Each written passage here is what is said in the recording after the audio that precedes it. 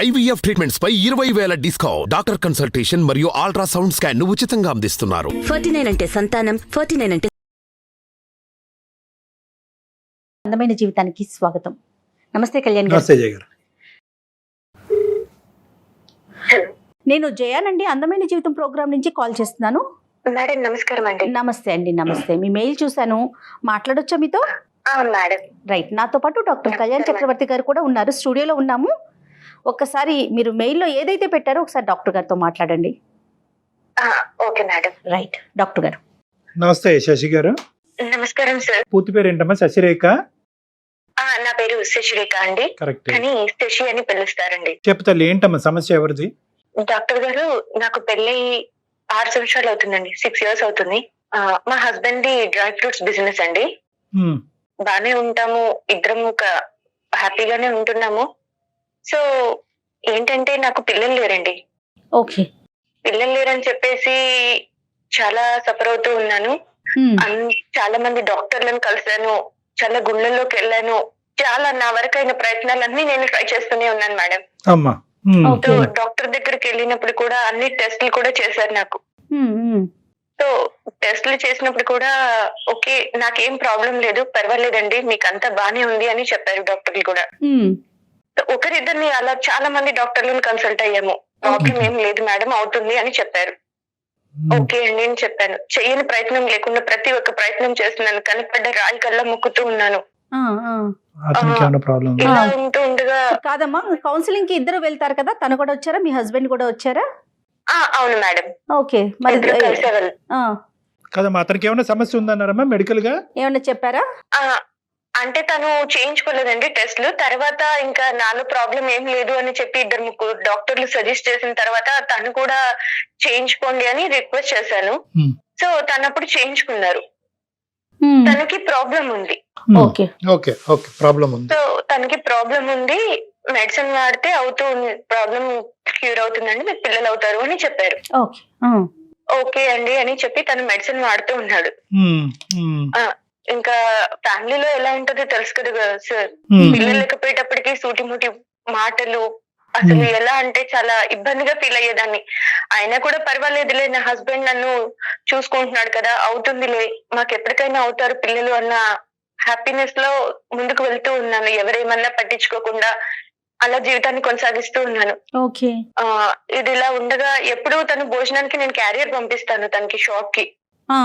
తనైనా వచ్చి తింటారు, నేనైనా వెళ్ళి ఇవ్వడం, అలా జరుగుతూ ఉండేది. ఒక రోజు సడన్ గా అనుకోకుండా తను నాకు ఆకలి లేదు, నేను రాను అన్నారు. లేదు భోజనం చేయాల్సిందే అని చెప్పేసి నేను క్యారియర్ తీసుకొని షాప్ కి వెళ్ళానండి. నేను షాప్ కి వెళ్ళే లోపల తను అక్కడ ఇంకొక అమ్మాయితో కూర్చుని చాలా సరదాగా చాలా ఇదిగా మాట్లాడుతూ ఉన్నారు. నేను అక్కడ ఉన్నానని చూసి కూడా నన్ను ఆ అమ్మాయికి కూడా ఇంట్రడ్యూస్ చేసి కూడా వాళ్ళిద్దరూ హద్దులు దాటి నా కళ్ళ ముందరే అలా ఉండడం చూసి తట్టుకోలేకపోయాను.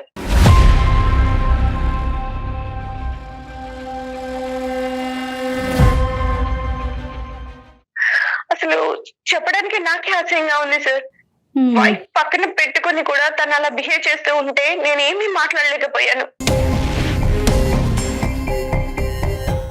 అక్కడ ఏమీ మాట్లాడకుండా సైలెంట్ గా ఇంటికి తిరిగి వచ్చేసాను. ఎవరు అని ఏమీ అడగలేదు, ఎందుకు అందరిలో మాట్లాడటం అని సైలెంట్ గా ఇంటికి వచ్చేసి, ఎవరు తను, అసలు ఏంటి, మీ ఇద్దరు అంతా చనువుగా ఉన్నారు, ఎందుకు, అమ్మాయి ఎవరు అని ఇలా అడిగానండి.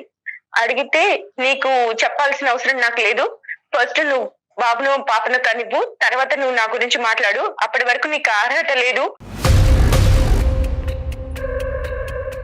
నీకు అసలు ఏమనుకుంటున్నావు, నీకేముందని మాట్లాడుతున్నా నాతో అని చాలా గట్టిగా అరిచి గొడవ చేసి కొట్టేసి వెళ్ళిపోయాడండి.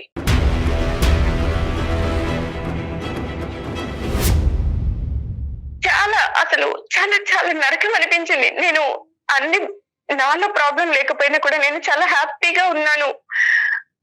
నా ప్రాబ్లం వల్ల లేదు, తనలో ఉన్నా కూడా నేను అవన్నీ పట్టించుకోకుండా తనతో జీవితాన్ని కొనసాగిస్తూ చాలా సంతోషంగా ఉంటూ ఉన్న టైంలో తను ఇలా చూసి తట్టుకోలేకపోయాను మేడం.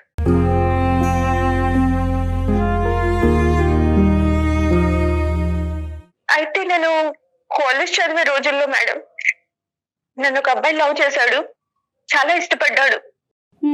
చాలా ఇదిగా ప్రతి ఒక్కరికి గోడల పైన శశి శశి శశి అభి అంటే ప్రతి ఒక్కరికి నోటెడ్, అలా ప్రతి ఒక్కరు అలా హ్యాపీగా ఉండేవాళ్ళు. అప్పుడు నన్ను లవ్ చేసేవాడు. కానీ తను చాలా అందగాడేం కాదు, అందంగా లేడు, పెద్దగా చదువుకోలేదు. తను తన లైఫ్ ని లీడ్ చేసుకోవడమే కష్టం. తనకి చాలా బాధ్యతలు ఉన్నాయి.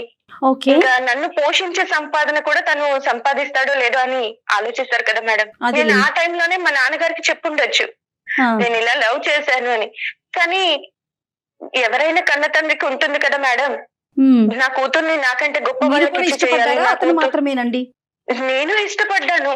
ఓకే. పెళ్లి దాకా వెళ్ళలేదు అంతేనా? Yes madam. Okay okay. నేను పెళ్లి చేసుకుంటే తను మర్చిపోతాడు, హ్యాపీగా ఉంటాడులే అని అనుకున్నానండి. ఓకే. సో ఇలా నేను అన్ని 6 సంవత్సరాల నుంచి ఏది గుర్తుకు చేసుకోలేదు. తను నా అంతలో నేను ఉంటున్నాను, అన్ని మర్చిపోయి నా భర్త నాకు సర్వస్వం అని బ్రతుకుతున్నాను మేడం. నేను తన కోసమే ఉండాలి అన్నట్టు నేను మా హస్బెండ్ కోసమే అన్ని భరిస్తూ ఉంటూ ఉన్నాను. ఎవరెన్ని మాటలు అన్నా పట్టించుకోకుండా, బంధువులు పిల్లలు లేరు, గొడ్రాలు అని ఇలా చాలా హింసిస్తూ ఉన్నా కూడా నేను ఎప్పుడు పట్టించుకోలేదు. నా భర్తే నన్ను ఇలా చూసేటప్పటికి తట్టుకోలేకపోయాను మేడం. చాలా ఏడుపు వచ్చేసింది, చాలా బాధ అనిపించింది.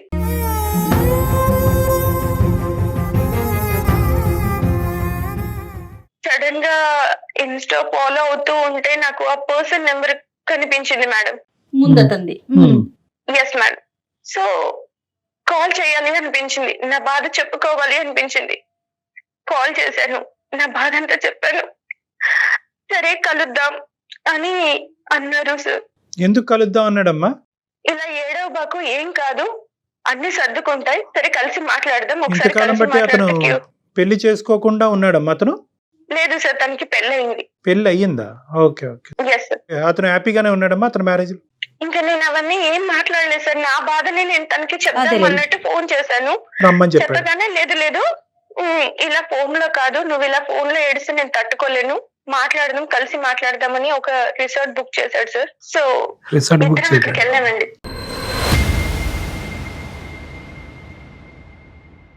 రిసార్టే దొరుకుతాయమ్మా మనకి ఈ టైంలో? అంటే సార్ నేను అసలు ఆ సిచ్యువేషన్ లో ఎక్కడ ఏంటి అని కూడా ఏం ఆలోచించలేదు సార్. ఫస్ట్ అసలు మాట్లాడాలి, నా బాధను తనతో చెప్పుకోవాలి. నేను ఇలా ఇదయ్యాను, నీ మీద ఉన్న ప్రేమను కూడా నేను చంపుకొని ఇలా ఉంటే నన్ను ఇలా ఇది చేస్తున్నారన్న పెయిన్ లోనే ఎక్కడ ఏంటి అని కూడా ఏం ఆలోచించలేదు. సరే వెళ్ళావమ్మా రిసార్ట్కి వెళ్ళారా? వెళ్ళాను సార్. సో రిసార్ట్ కి వెళ్ళిపోయేటప్పటికి తనని 6 years నుంచి మిస్ అయిన ఫీలింగ్ తట్టుకోలేక అసలు చూడగానే నన్ను నేను కంట్రోల్ చేసుకోలేకపోయాను సార్.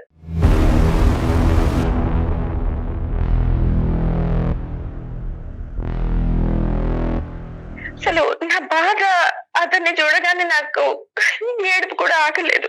ఏంటి నిన్ను ఇలా వదిలేసి వెళ్ళిపోయాను అని ఏడుపుతో తన్ని అలా హక్ చేసుకున్నాను సార్.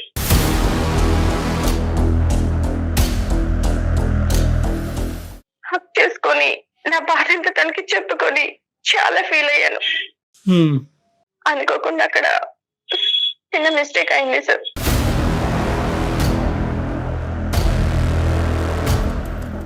అలా కలుసుకుని బాధ చెప్పుకోవటం అంటే కనుక మనసులు కలుసుకుని చెప్పుకోవటమా, లేదంటే భార్యాభర్తల కింద కూడా కలిసారా?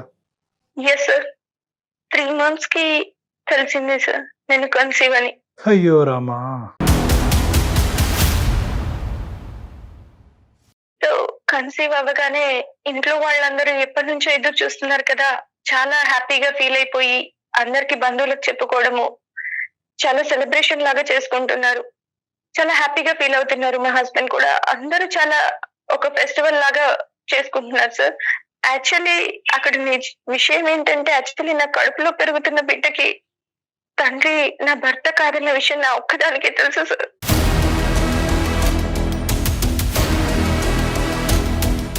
ఎలా చెప్పగలవు అమ్మా, ఎలా చెప్పగలవు ప్రెగ్నెంట్ అయ్యావు అనేది? ఖచ్చితంగా ఆ బిడ్డ నీ బిడ్డ, మీ భర్తతో కలిగినటువంటి బిడ్డ కాదని ఎలా చెప్పగలవు? అంటే నేను అప్పటి నుంచి ఎలా అంటే, నేను మా హస్బెండ్ లేదు సార్, ఇద్దరం దూరంగా ఉన్నాం సార్.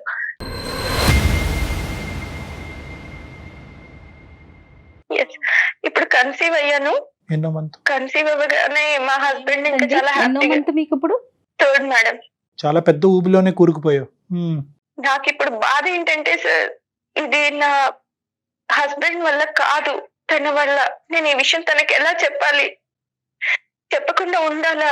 చెప్పకుండా మోసం చేయాలా? ఈ బాధను నేను తట్టుకోలేకపోతున్నాను సార్. ఇలాంటి పాపం చేశాను, నన్ను ఏం చేయమంటారు? నేను ఎవరికి చెప్పుకోలేకపోతున్నాను, సంతోషంగా ఉండలేకపోతున్నాను. అసలు చనిపోవాలనిపిస్తుంది సార్, చచ్చిపోతే బాగుండేమో అనిపిస్తుంది. కానీ నా చావుకి నా పాప కారణం కాకూడదు కదా.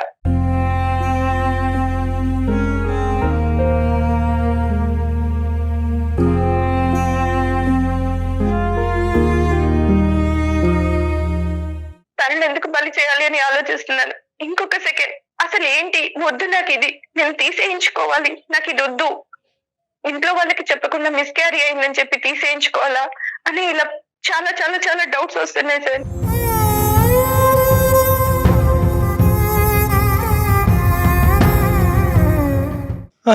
అమ్మ, ఇప్పుడు ఇలాంటి పరిస్థితుల్లో ఎవరు మాత్రం ఏం చెప్పగలరు తల్లి? ఇప్పుడు మోసం చేశానా, నా భర్తను మోసం చేస్తున్నాను అనేటటువంటిది నువ్వు బిడ్డతో కన్సీవ్ అయ్యాక అనిపించిందా, లేదంటే ఆ అబ్బాయితో కలిసిన తర్వాత ఆ రిసార్ట్లోంచి బయటకు అడుగు పెట్టినప్పుడు అనిపించిందా? అదే మోసంగా, అది కూడా మోసమేగా. ఇప్పుడు నా భర్తను నేను ఇలా చూశాను, ఇలాగా ఏకలు పక్కపక్కలు అనేటటువంటి అంశాన్ని చూసావు, దానికి మించి నువ్వేమీ చూడలేదు మీ భర్తతో. వాళ్ళు ఫ్రెండ్స్ అయ్యి ఉండొచ్చు, ఇంకోటన్నా అయ్యి ఉండొచ్చు. ఇప్పుడు బిడ్డ పుట్టాడు కాబట్టి పెద్ద తప్పు, బిడ్డతో కన్సీవ్ అవ్వకపోతే చిన్న తప్పు కాదు. At the end of the day it's a breach of trust, నమ్మక ద్రోహం ఇది.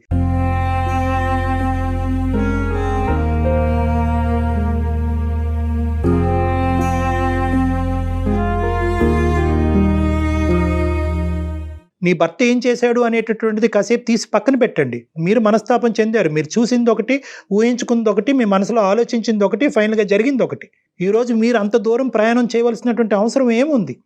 నిజంగా మీ మనసులో ఆ అబ్బాయికి అంత స్థానం ఉంటే కనుక అందచందాలు, హెచ్చు తగ్గులు ఇవన్నీ తీసి పక్కన పెట్టి మీ తండ్రితో పోరాడి అతన్నే పెళ్లి చేసుకుంటే పోయిండేదిగా. ఎందుకు మీ మనసులో ఇదంతా దాగిపెట్టి ఏ రోజైతే మీ భర్తని ఒక చూడకూడనటువంటి పరిస్థితుల్లో చూసినప్పుడు ఎందుకు ఇది బయటకు రావాలి?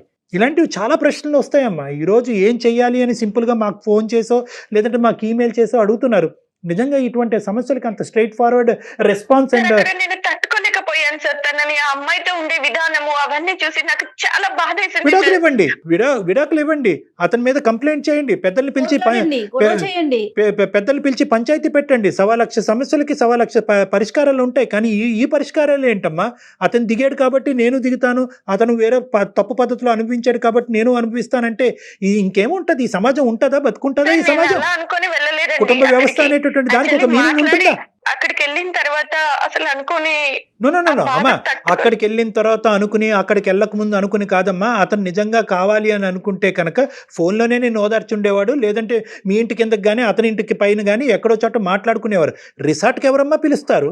అసలు ఆయన పిలవటం ఏంటి, మీరు వెళ్ళటం ఏంటి? ఏదో తెలియకపోయాను అంటే కనుక కాదు. మీకు ఇక్కడ బాధ కలిగింది, అక్కడ ఒక పులకరింపు వచ్చింది, ఇక్కడ బాధలో ఆ పులకరింపు వచ్చింది, ఆ పాత జ్ఞాపకాలు గుర్తొచ్చినాయి, అదే కరెక్ట్ ఏమో అని అనుకున్నారు. నేను అంత సిన్సియర్గా అతను వదిలేసి ఇతను చేసుకోవటం వల్ల ఈ జీవితం ఇలా అయిపోయిందేమో, అతన్నే చేసుకుని ఉంటే కనుక ఒక తప్పు చేయనటువంటి భర్త నా జీవితంలో దొరుకుండేవాడేమో అని చెప్పి మిమ్మల్ని మీరు సముదాయించుకుని ఒక ఆలోచన ప్రకారమే అయ్యిందమ్మా. ఇది అంత కళ్ళు మూసుకుని జరిగింది కాదు. దయచేసి ఆ మాటలు మాట్లాడారు. అసలు ఆలోచన మాకు రాలేదు సార్. తనలో కానీ నాలో కానీ 6 years వరకు కలవాలి, మాట్లాడాలన్న థాట్ కూడా నాలో లేదు సార్.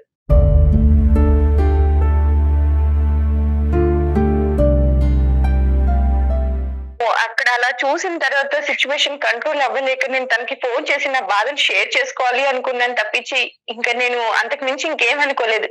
అక్కడికి వెళ్ళిన తర్వాత ఓదార్చే టైంలో అలా సినిమా అండి అవ్వదమ్మా, అలా అవ్వదు. సరే, ఇప్పుడు ఏంటంటే నిన్ను నిందించి నిన్ను ఖండించడం అనేది ఇక్కడ సొల్యూషన్ కాదు. ఎందుకంటే ఈ స్టోరీ 199 మంది ఈ విధంగానే అనుకుంటారు, నేను మాట్లాడినట్టే మాట్లాడతారు. అంటే ఏంటంటే నువ్వు అక్కడికి ఎందుకు వెళ్ళావు, రిసార్ట్కి ఎందుకు వెళ్ళావు, బాధ చెప్పుకునే దానివి శరీరాలు ఎందుకు ఒకరికొకరు అప్పచెప్పుకున్నారు అనేటటువంటి అంశాన్ని ఎవరన్నా మాట్లాడతారు. నెంబర్ 2, ఎవరన్నా ఏమన్నా అంటే కనుక అతను గడ్డి తిన్నాడు కాబట్టి నువ్వు గడ్డి తింటావమ్మా, నీ భర్త గడ్డి తిన్నాడు కాబట్టి నువ్వు గడ్డి తిన్నావమ్మా అని అంటారు. లేదా ఇంకొక వంతు మనుషులు ఏమంటారంటే కేవలం నీ భర్తని ఒక స్త్రీతో పాటు ఒక సంతోషకరమైనటువంటి వాతావరణంలో చూసే దానికి మించి నువ్వు ఏమీ చూడలే కదమ్మా, అతనికి మించినటువంటి మెట్టెక్కి నువ్వు ఎందుకు ఇంత ఇలాంటి దానికి ఓడిగట్టావని చెప్పి అనుకుంటారు. ఈ మూడు రకాలుగా పబ్లిక్ నాకు తెలుసు ఆ విషయం.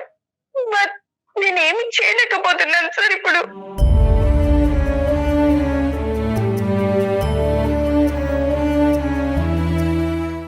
నువ్వేం చేయాలని అనుకుంటున్నావు చెప్పమ్మా ఫస్ట్, తర్వాత ఏం చేస్తే బాగుంటుంది అన్నది మేము చెప్తాం. ఫస్ట్ నువ్వేమనుకుంటున్నావు? నీ కానటువంటి బిడ్డని ఇదే విధంగా దిగమింకుని సీక్రెట్గా పెంచి పెద్ద చేస్తే కనుక అభిమానాలు ఆప్యాయతలు అది పెరిగిన నేను తర్వాత నమ్మక ద్రోహం చేసిందని అవుతానేమో అనిపిస్తుంది సార్. ఆ నిందని నేను మొయ్యలేను సార్.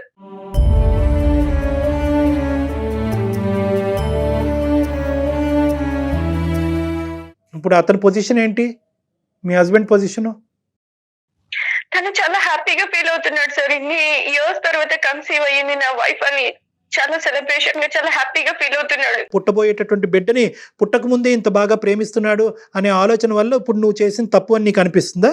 అంటే సార్ నాకు అర్థం కాదు, పిల్లలు పుడితేనే భార్యనా సార్? పుట్టకపోతే భార్యని ఏ రకంగా అయినా ఊహించుకోవచ్చా? పక్కన ఇంకొక అమ్మాయి భార్య నించొని ఉంటే ఇంకొక అమ్మాయి ఆవిడతో ఉంటే భార్యకి ఎంత బాధ అవుతుంది సార్? అమ్మ, బిడ్డల గురించే భార్య అనేటటువంటిది తప్పు, కానీ బిడ్డల గురించే భార్య అనేటటువంటి విధంగా పక్కదో వెళ్ళినటువంటి భర్తను చూసి ఆడది ఇంకో తప్పుతో పట్టి వేరే వ్యక్తికి గర్భం దాల్చడం అనేది తప్పున్నారా?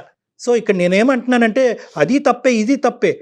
ఆ సబ్జెక్ట్ గురించి మనం తర్వాత మాట్లాడుకుందాం. నీ భర్త ఎందుకు అలా ఆలోచించాడు, బిడ్డ పుట్టగానే బిడ్డతో కన్సీవ్ అవగానే నీ దగ్గరికి ఎందుకు పరిగెట్టుకుని వచ్చాడు అనేది సపరేట్ సబ్జెక్ట్. ఆ ప్రశ్న మీరు వేసుకోండి ఒకసారి. అది తర్వాత మీరు మాట్లాడు. చేసింది కరెక్టేనా అనే ప్రశ్న మీ వైపు వేసుకోండి ఒక్కసారి. ఇప్పుడు మనం అవును మేడం, తప్పు చేశాను, నేను తప్పు చేయలేదు. ఇప్పుడు ఏంటంటే ఇప్పుడు అతను చేసిన తప్పు కాదా అండి అనేటటువంటి పరిస్థితిలో మనం లేము. అది కాదు ఇక్కడ సబ్జెక్ట్. ఇక్కడ మీరు చేసినటువంటి తప్పు, ఈ తప్పుకు పరిష్కారం ఏంటి, అసలు పరిష్కారం అన్నది ఉందా అనేది కూడా మనం అడగాలి. పరిష్కారం ఉందా? ఈరోజు డాక్టర్ కళ్యాణ్ చక్రవర్తి దీనికి పరిష్కారం చెప్పగలడా, లేదంటే నువ్వు పెళ్లి చేసుకున్న భర్త దీనికి పరిష్కారం చెప్పగలడా?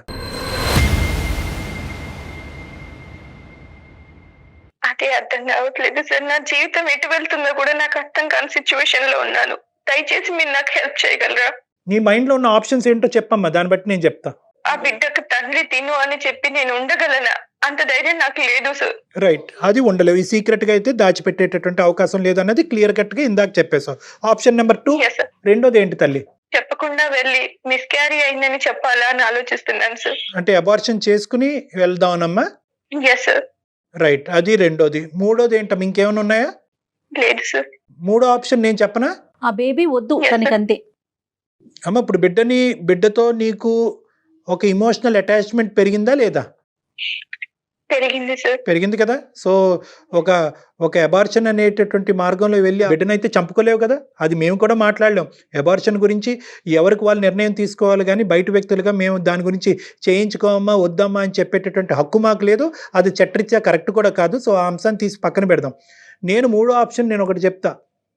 ఏదైతే అది అయ్యింది అని చెప్పి నీ భర్తతో ఈ పరిస్థితుల్లో నిన్ను చూడటం వల్ల నేను మనస్తాపం చెంది ఒక డిప్రెషన్లోకి వెళ్ళి నా స్పృహను కోల్పోయి నేనేం చేస్తున్నానో నాకు తెలియక ఈ తప్పు జరిగింది అనే విధంగా నీ భర్తకు చెప్తే అతని రియాక్షన్ ఏమవ్వచ్చు? అసలు తను ఇప్పుడు నువ్వు మాకు చెప్పిందేనమ్మా, నువ్వు మాకు ఏదైతే చెప్పావో ఇదే ఆస్పెక్టు ఈ బలైనటువంటి పరిస్థితిలో నువ్వు చేసినటువంటి పనితో నేను మనస్తాపం చెంది నేను అక్కడికి వెళ్ళి చెప్పుకోవటానికి తనకి చెప్పలేను సార్. దానికంటే చావడమే బెటర్ సార్.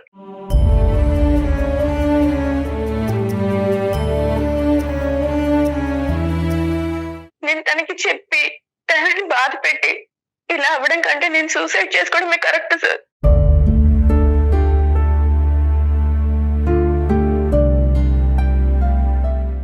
వద్దులేమమ్మా, ఇప్పుడు సూసైడ్ చేసుకోవాలి అనేటటువంటి ఆలోచనతో వచ్చిన దానివైతే ఈ వేదిక ఎందుకమ్మా? ఈ వేదిక మీద ఇప్పుడుకొచ్చి ఎవరికి సూసైడ్ చేసుకోండి అని మేము చెప్పలే, చెప్పం కూడాను. ఓకే. సో అది కాదు, అది తీసి పక్కన పెట్టండి. బ్రతుకుంటానికి 1000 కారణాలు ఉంటాయి, 100 సమస్యలకి 1000 సొల్యూషన్లు ఉంటాయి. కొద్ది కూల్గా మనం ఆలోచిద్దాం. ఇప్పుడు నేనేమంటున్నానంటే బిడ్డను వద్దు, మిస్క్యారేజ్ అయ్యిందని చెప్పి వాళ్ళకి చెప్తే బాగుంటుందేమో, సమస్యకి పరిష్కారం నువ్వు అనుకుంటున్నాం. కానీ చేతులారా ఏ తప్పు చేయనటువంటి ఒక బిడ్డని చంపుకున్నాను అనేటటువంటి ఫీలింగ్తో నువ్వు బతుకుండగలవమ్మా? అప్పుడు హ్యాపీగా ఉండగలవా నువ్వు? అది కూడా బాధేగా. అది కూడా బాధే. నీ పరువు జీవితాంతం మా బాధని మొయ్యగలనా సార్ నేను? ఇప్పుడు బిడ్డకు తండ్రి తను కాదు అని జీవితాంతం మా బాధ నేను. అది కరెక్టే. కానీ నేను ఏంటంటే నువ్వు చెప్పినటువంటి ఆప్షన్ బి నేను అంటున్నానమ్మా. ఒకప్పుడు మిస్క్యారేజ్ అయ్యింది అనేటటువంటి విధంగా వాళ్ళు చెప్పటం వల్ల నీకు 2 సమస్యలు అప్పటికీ లైవ్లో ఉంటాయి. 2 నీ బుర్ర తినేటటువంటిది నేను డిప్రెషన్లోకి తీసుకెళ్లే 2 సమస్యలు అప్పటికీ ఉంటాయి. బిడ్డను నేను చేతులారా చంపుకున్నాను. ఒక మనిషితో కలవలసినటువంటి అవసరం ఏంటి? పాపం పుణ్యం ఎరగనటువంటి బిడ్డని భూమి మీదకి తీసుకురాకుండా లోపలే చంపుకోవాల్సినటువంటి దుర్భర స్థితికి నేను ఎందుకు దిగజారిపోయాను, నేను ఎందుకు ఒక హంతకురాల్లా మారాను అనే ఫీలింగ్ కూడా నీకు రావచ్చు. నెంబర్ 1. నెంబర్ 2, కేవలం ఇది చేయటం అన్నంత మాత్రాన నీ తప్పు చెరిపేసుకోగలవమ్మా? అప్పుడు కూడా నువ్వు చేసినటువంటి తప్పు నిన్ను వెంటాడుతుంది కదా. అవుట్ ఆఫ్ ద మ్యారేజ్ నేను ఒక మనిషిని కలిశాను, నా భర్త కళ్ళు కప్పి నేను ఒక తప్పు పని చేశాను అనేటటువంటి ఆలోచన వెంటాడుతుంది కదా. సో బిడ్డను చంపుకోవటం వల్ల, ఈ బిడ్డను అబార్ట్ చేసుకోవటం వల్ల నీకు నీ సమస్యకి దీర్ఘకాలికమైనటువంటి పరిష్కారం దొరుకుతుందని నేను అనుకోవట్లే. So your option B is not apt and not correct. మరి ఎలా సార్, ఎలా నేను బ్రతకడం? ఎస్, నేను చెప్పేది ఏంటి అంటే తప్పు జరిగింది. ఈ రోజు కాకపోయినా రేపైనా నీ తప్పు నువ్వు ఒప్పుకునేటటువంటి పరిస్థితి వస్తుంది. ఏది? ఇర్రెస్పెక్టివ్ ఆఫ్ ద ఫ్యాక్ట్ నువ్వు గర్భం ఉంచుకున్నా, తీయించేసుకోవాలని అనుకున్నా, నీ మనసులో ఆ ముళ్ళు అలా గుచ్చుకుంటుంది. గుచ్చుకున్నంత కాలం నువ్వు హ్యాపీగా నీ భర్తతో నువ్వు సంసారం చేయలేవు, సంతోషంగా సుఖంగా ఉండలేవు. తప్పు చేశాను అనే ఆలోచన నేను తినేస్తుంది. కాబట్టి తప్పు ఈరోజు ఇర్రెస్పెక్టివ్ ఆఫ్ ద బిడ్డ ఉందా లేదా అనే అంశం కాకుండా తప్పు ఎప్పటికైనా ఒప్పుకోవాలి. తప్పు ఒప్పుకోవాలి, ధైర్యంగా ఒప్పుకోవాలి. అతను కలిసి ఉంటాడా ఉండడా తర్వాత విషయం, ఆ తర్వాత అంశం అమ్మా. కలిసి ఉంటారా అంటే ఏ కుటుంబాన్ని వెడగొట్టేటటువంటి ఉద్దేశం నాకు తెలియదు, నాకు ఆ ఉద్దేశం లేదు. చెప్తే తను నన్ను అర్థం చేసుకొని ఉంటాడు సార్ నాతో. రైట్, అది ఆప్షన్ బి. నన్ను చూస్తాడు కదా అమ్మ, అది ఆప్షన్ బి. అతను ఉంటాడా? అతను ఉండడు కాబట్టి నేను తప్పు కప్పేసి ఇలా నా లోపల దాచేసుకుని నేను ఒక ఆర్టిఫిషియల్ జీవితం అతనితో గడుపుతాను అనుకోవటం అనేది ఇంకా నరకయాతం. ఒక బిడ్డను చంపేసుకుని ఒక అబద్ధాన్ని కప్పేసి ఒక ఆర్టిఫిషియల్గా ఇంకో 40-50 సంవత్సరాల పాటు మా ఆయన కళ్ళు కప్పేసి ఏమీ తెలియని దానిలాగా నేను నా భర్తతో పాటు గడుపుతాను అనేటటువంటిది ఇంకా ప్రమాదకరం. లేదు, నువ్వు అలా చెప్పేటటువంటి ధైర్యం నీకు లేదు అంటే కనుక ఆ మెసేజ్ కన్వే చేయమంటే నేను కన్వే చేస్తాను. నేను ఈ నిజాన్ని తనకి చెప్పి నేను తనతో ఉండలేను సార్. తను నన్ను పిల్లలు పుట్టకుండానే నన్ను ఒక రకంగా చూసేవాడు. ఇప్పుడు ఈ రకంగా చేశానంటే తను నాతో ఉంటాడని నేను అనుకోను సార్. ఈ విషయం తెలిస్తే నాతో ఉండడు తను.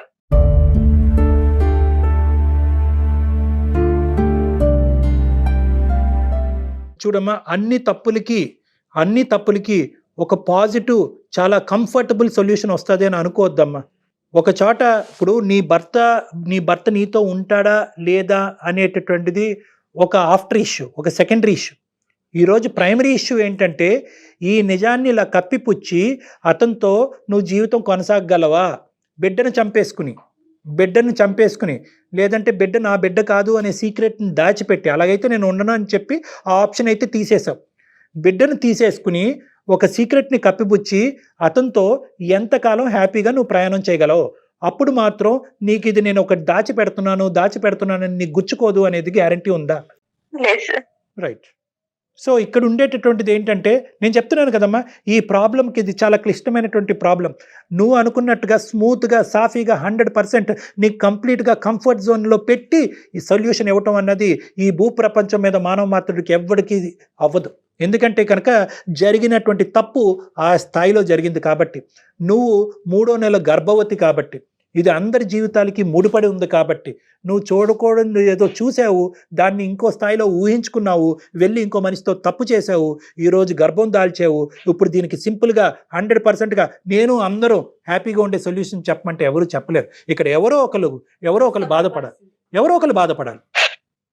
ఎక్కువ బాధపడతావా తక్కువ బాధపడతావా అనేటటువంటి దాన్ని బట్టి ఇటువంటి సొల్యూషన్ ఉంటుంది. అయితే డాక్టర్ గారు, ప్రేక్షకులందరూ ఇప్పుడు నేను చెప్పేదానికి వ్యతిరేకిస్తారేమో నాకు తెలియదు, కానీ స్త్రీకి పురుషుడికి ఉన్న తేడా ఇదేనండి. ఒక పురుషుడు తప్పు చేస్తే దాని ఇంపాక్ట్ కనిపించదు, కానీ ఒక స్త్రీ కనుక తప్పు చేస్తే దాని ఇంపాక్ట్ చాలా స్పష్టంగా కనిపిస్తుందండి. చూడండి, అది భరించాల్సిన పరిస్థితి కూడా వస్తుంది కదా. చూడండి, తన పరిస్థితి అటు ముందుకు వెళ్ళలేదు, ఇటు వెనక్కి రాలేదు. ఒక స్త్రీగా నన్ను బాగా అర్థం చేసుకున్నారు. అమ్మ, ఒకటే నేను చెప్తాను తల్లి, ఇక్కడ ఏంటంటే ఇది బహుశా మేము చెప్పేటటువంటి సొల్యూషన్ నీకు చాలా పార్షల్గా, ఇన్కంప్లీట్గా అనిపించవచ్చు. నేను ఇందాక చెప్పాను కదా, దీనికి కంప్లీట్గా అందరూ నవ్వుకుని సంతోషంగా ఉండే సొల్యూషన్ దీనికి లేదు. కాబట్టి నేను ఎంచుకున్నటువంటి సొల్యూషన్ ఇది. తర్వాత నీ ఇష్టం. ఎందుకంటే నేనేమంటానంటే, ఏమో నేను తప్పుగా ప్రవర్తించాను అనే రియలైజేషన్ నీ భర్తకు రావచ్చేమో. నేను తప్పుగా, ఒక స్త్రీ అంటే కనుక, ఒక భార్య అంటే కేవలం పిల్లలు అనేటటువంటి మెషిన్ లాగా నా భార్యను నేను పరిగణనలోకి తీసుకోవటం వల్లే నా భార్య మనస్తాపం చెంది ఇటువంటి తప్పు చేసిందేమో అనేటటువంటి రియలైజేషన్ నీ భర్తకు రావచ్చు. కాబట్టి ఎప్పటికీ కూడా ఒక కుటుంబం, ఒక భార్యాభర్తల సంసార జీవితంలో ఎప్పుడు కూడా నిజాలు ఎప్పుడు కూడా బహిర్గతం కావాలమ్మా. అబద్ధాలతో జీవితం నడిపించలేం మనం. కాబట్టి నా ఉద్దేశం ఇప్పటికీ కూడా నీకు ఎంత కఠినంగా అనిపించినా కూడా నువ్వు నిజం చెప్పాలి అనేదే నా ఆలోచన.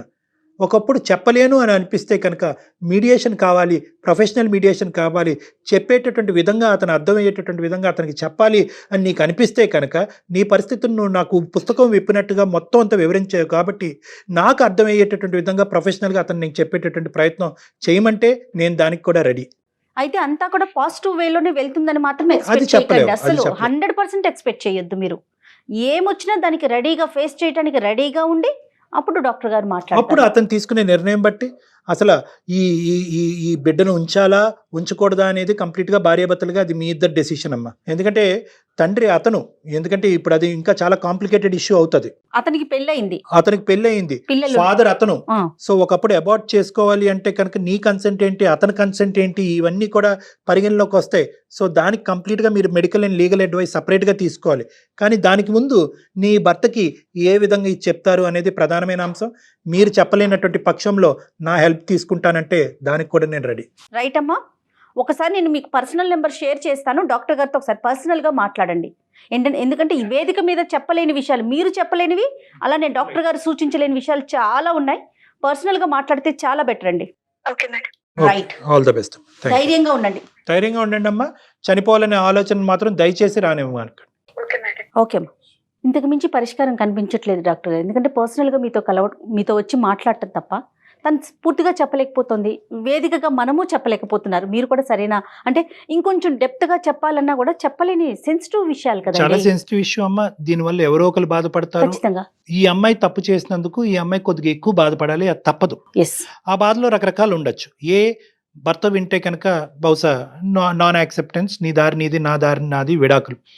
సో బహుశా ఈ అమ్మాయిని మనం మెంటల్ గా ప్రిపేర్ చేయాలి. అంతేనండి. అల్టిమేట్ తన అవుట్కమ్, కాళ్ళ మీద తను నిలబడే ధైర్యాన్ని మాత్రం ఇవ్వాల్సిన అవసరం తన వచ్చింది. కాళ్ళ మీద తను ప్లస్ బిడ్డ భర్త లేకుండా బిడ్డను చూసుకునేటటువంటి పరిస్థితిని కూడా ఆ అమ్మాయి అంగీకరించేటటువంటి Face పొజిషన్ కి చేయాల్సిందే. మనం తీసుకెళ్ళాలి.